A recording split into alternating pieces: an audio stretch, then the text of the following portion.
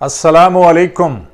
मैं हूं आपका मेज़बान राशिद इकबाल राशिद और आप देख रहे हैं यूट्यूब चैनल आहंग। नाजरीन, क़याम पाकिस्तान से लेकर अब तक 75 साल गुजर गए। इन 75 बरसों में बिलाशुबा कई एक आफात आईं, ज़मीनी भी और आसमानी भी। ज़लज़ले आए, सैलाब आए, कहत के आसार पैदा हुए, अफरात ज़र ने हमला किया, पैदावारी अहदाफ अधूरे रह गए और जाहिर है इन सब से बहुत बड़ा नुकसान हुआ। मगर ये बात बिला खौफ तरदीद कही जा सकती है कि अव्वल तो ये नुकसानात कम थे और खुदा न खास्ता बहुत भी होते तो इनका अजाला मुमकिन है।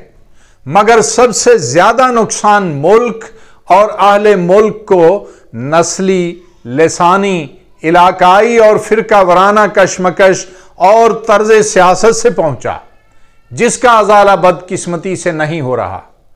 मुल्क दो टुकड़े हुआ तो इन्हीं नफरतों की वजह से, सियासी अदम इस्तेकाम हुआ तो इसी सियासत के बायस, मुआशी दिवालियापन है तो इसी तकसीम दर तकसीम से, देहात और शहरों का सुकून बर्बाद हुआ तो इन्हीं सोचों के नतीजे में, और सबसे बढ़कर ये कि पूरी कौम अगर गुम करदा राह और मंजिल से नाआशना होकर रह गई है तो ये सारा शाखसाना इन्हीं नेमतों का है। आज़ादी के 75 वर्ष कोई मामूली उम्र नहीं है हमारे मुल्क और हमारी कौम की। फितरत के कानून के मुताबिक उम्र बढ़ने के साथ साथ आदमी पुख्ता कार होता है, मगर हम अहद तफूलियत से बाहर ही नहीं निकल सके। इस उम्र में आदमी संजीदा हो जाता है और हम रोज बरोज खलंडरे होते जा रहे हैं। आज से 75 साल पहले हम या हमारे बुजुर्ग हरगिज़ ऐसे नहीं थे। हमें या हमारे बुजुर्गों को कामिल शऊर था कि जाती और कौमी मफाद की हदें क्या हैं, हमारा असल दुश्मन कौन है, हमारी तरक्की का राज किस चीज़ में छुपा है, ज़माने की हवा क्या पैगाम लिए फिरती है, ज़माने में पनपने का गुर क्या है, मिली तशख़्ख़ुस की क्या कदर कीमत है, और आज हम क्या कर रहे हैं और हमारे सामने क्या हो रहा है, इसके तसव्वुर से ही रोंगटे खड़े हो जाते हैं। सियासत नीलाम घर बन चुकी है, मुईशत काला धंधा है, मुआशरत धमा चौकड़ी और मेहराब मिंबर मैदान जंग बन कर रह गए हैं।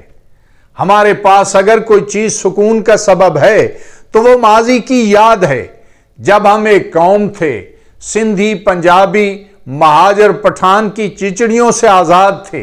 हम दुश्मन के मुकाबले में मुत्तहिद थे।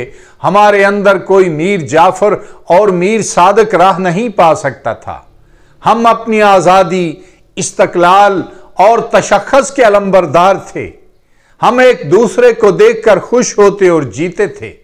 हम अपनी ही दीवारों से खौफजदा और अपने ही हमवतनों से बेगाना न थे। आज माजी की याद ही हमारे अंदर अपने वतन और अपनी आज़ादी पर एतमाद पैदा करती है, वरना हाल तो सच्ची बात है, बुरा हाल है। आज हमारी चहार दीवारियां हमारी जासूस, हमारी गलियां ही हमारी कत्लगाहें और हमारे भाई ही हमारे खून के प्यासे बनकर रह गए हैं।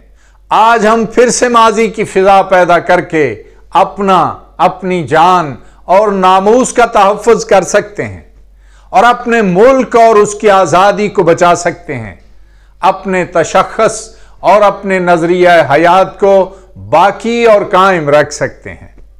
नाजरीन, एक नए मौजू के साथ फिर हाजिर होंगे। देखते रहिए यूट्यूब चैनल आहंग। अल्लाह हाफिज़।